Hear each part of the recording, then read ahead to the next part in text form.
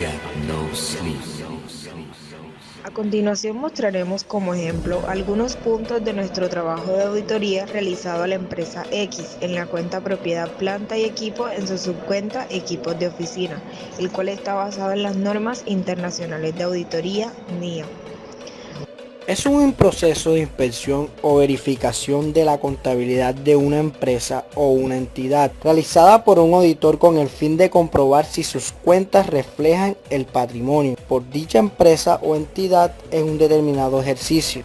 Una vez claro el concepto de auditoría, se procederá a explicar el objetivo de nuestro trabajo. Esto es mostrar un concepto práctico sobre qué y cuáles son las normas internacionales de auditoría y cómo éstas deben ser aplicadas a lo largo de la realización de una auditoría financiera. Ahora bien, procederemos a explicar los pasos a seguir para la realización de una auditoría financiera, explicando a su vez las normas de auditoría que éstas involucran. Como primera parte tenemos la NIA 100, la cual trata sobre la elaboración de una carta de encargo, la cual servirá como elemento fundamental dentro de la auditoría, ya que esta determina los parámetros y las disposiciones que se realizarán durante el trabajo de auditoría financiera, los cuales estarán presentes dentro de los siguientes puntos.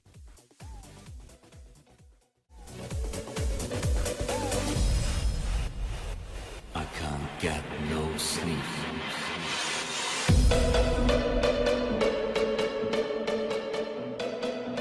En el punto 1 tenemos la familiarización, la cual se basa en el conocimiento que el auditor debe tener sobre la empresa, asimismo sobre la normativa vigente que la regula con el fin de crear un vínculo y conocer la empresa o entidad auditada.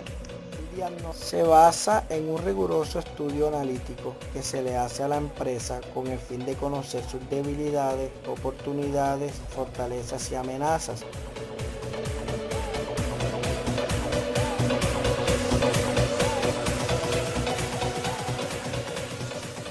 A continuación mostraremos como ejemplo la matriz DOFA aplicada a la empresa X, en donde se pudieron identificar sus fortalezas, oportunidades, debilidades y amenazas.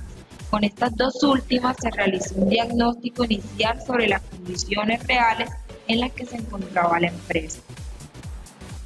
Como tercer punto tenemos el Plan Global de Auditoría, el cual es el documento que recoge las instrucciones del gerente encargado de la realización de la auditoría. Es por tanto donde se plasma la planificación del trabajo a realizar. La elaboración de este documento exige la realización de una serie de trabajos preliminares. Como cuarto punto tenemos la revisión analítica, la cual implica que al momento de realizar una auditoría de estados financieros, de acuerdo con las NAGA, consiste en el estudio de relaciones y tendencias significativas que se desprenden principalmente de la información financiera y no financiera. Como anexos tenemos las técnicas y la aplicación de técnicas de auditoría.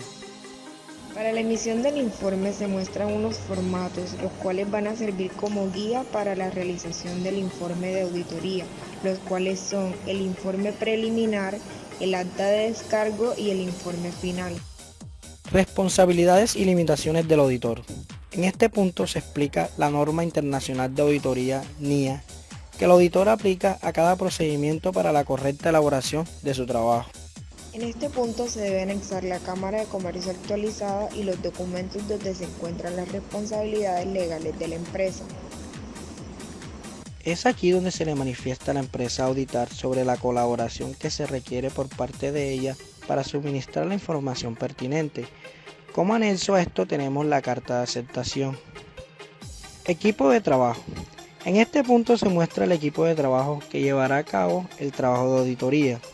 Para esto se anexa las hojas de vida de cada uno de ellos. Es aquí donde el auditor pacta con el cliente la forma como se realizará el pago por la realización de la auditoría financiera.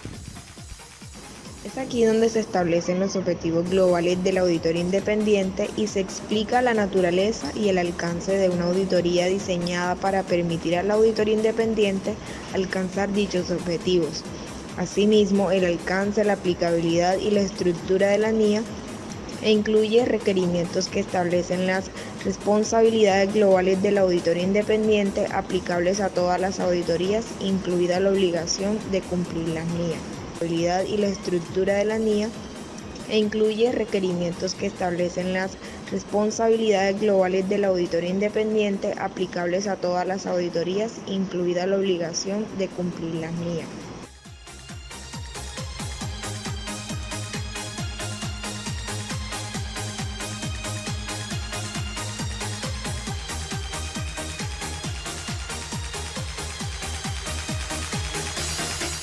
Esta NIA establece las normas y proporciona los lineamientos sobre lo que significa un conocimiento del negocio, por qué es importante para el auditor y los miembros del personal de auditoría que desempeñan el trabajo, por qué es relevante para todas las fases de una auditoría y cómo obtiene y usa el auditor dicho conocimiento.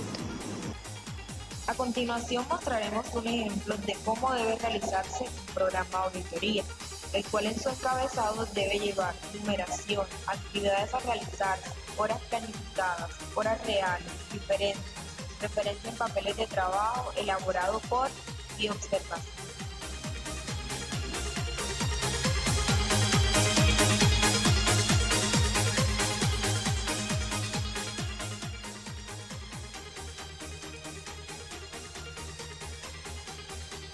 NIA 315. Esta NIA se trata sobre la identificación de los riesgos de incorrección material mediante el conocimiento de la entidad y de su entorno. Esta se basa en la elaboración de un cuestionario de control interno. A continuación mostraremos un ejemplo de cómo debe realizarse un cuestionario de control interno bajo normas internacionales de auditoría, el cual en su encabezado debe llevar numeración, preguntas, calificación, si es sí o no, valoración óptima obtenida y las observaciones si las hay. Cabe resaltar que las preguntas deben estar estructuradas por un marco legal y un marco conceptual.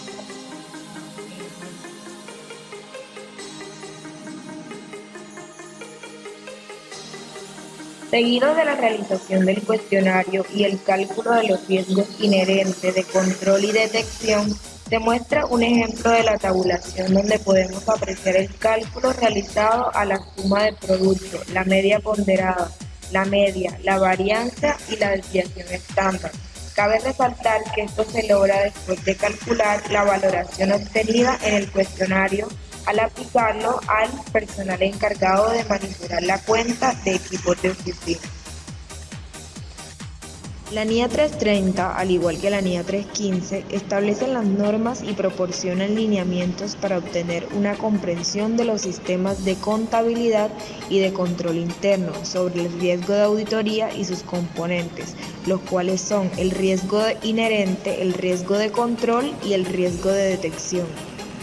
Esta NIA habla sobre la aplicación de los procedimientos de auditoría, los cuales son un conjunto de técnicas de investigación aplicables a una partida o a un grupo de hechos y circunstancias relativas a los estados financieros sujetos a examen, mediante los cuales el contador público obtiene las bases para fundamentar su opinión. Aquí tomamos un ejemplo de cómo se debe realizar la aplicación de procedimientos de auditoría. Como primera parte se toma el procedimiento. Cabe resaltar que este va directamente relacionado con los programas de auditoría anteriormente propuestos. Seguidamente tenemos la aplicación, que es donde el auditor define las herramientas y técnicas a utilizar para la realización de su procedimiento. Y por último, el indicador, que es el que nos muestra un resultado expresado en cifras una vez aplicado dicho procedimiento. Por otro lado, y como último, tenemos la parte de los hallazgos, que es donde el auditor, una vez aplicados los procedimientos de auditoría, debe indicar si se encontraron hallazgos dignos de comentar y asimismo debe mostrar evidencia de auditoría en caso de encontrarlo. La NIA 500 nos explica lo que constituye la evidencia de auditoría en una auditoría de estados financieros y trata de la responsabilidad que tiene el auditor de diseñar y aplicar procedimientos de auditoría para obtener evidencia suficiente y adecuada que le permita alcanzar conclusiones razonables en las que basar su opinión. La NIA 700 trata sobre la responsabilidad que tiene el auditor de formarse una opinión sobre los estados financieros. También trata de la estructura y el contenido del informe de auditoría emitido como resultado de una auditoría de estados financieros.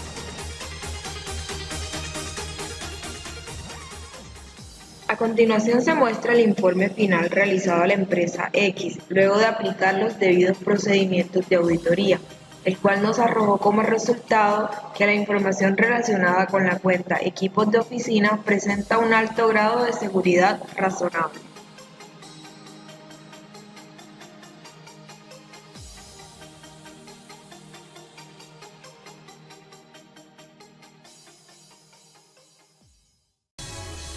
Con los ajustes de auditoría se pudo evidenciar en el estado de situación financiera que las cifras disminuyeron considerablemente después de aplicar los procedimientos que la empresa estaba omitiendo. Para ello se realizaron los debidos ajustes de provisión, depreciación y reconocimiento, ya que como se mencionó, estos hicieron parte de los hallazgos. En el estado de resultados podemos observar cómo después de aplicar la depreciación y provisión a la cuenta equipos de oficina, la utilidad de la empresa disminuye considerablemente. Por último tenemos la tabla de indicadores financieros en donde se evidencia, luego de los ajustes realizados por el trabajo de auditoría, la situación real de la empresa en cuanto a su liquidez, la cual no se vio afectada luego de aplicar los procedimientos y ajustes de auditoría. Endeudamiento, el cual nos muestra que fue de 3.5, lo cual aumentó el porcentaje que mide cuánta deuda puede soportar la empresa con sus mismos recursos. En el caso del ROE, que es la rentabilidad sobre el patrimonio de la empresa, podemos observar que este disminuyó considerablemente de 17,71%, que era lo que había calculado la empresa, a un 1,32% calculado por el auditor. Por su parte, el ROA, que es el indicador que mide qué tan rentable es una empresa en relación con sus activos totales, en este caso, después de los ajustes de auditoría, observamos cómo disminuyó considerablemente. Por último, podemos observar las variaciones que se dieron en nuestro indicador EBITDA, es decir, donde se calcula el beneficio bruto de explotación calculado antes de deducir los gastos financieros.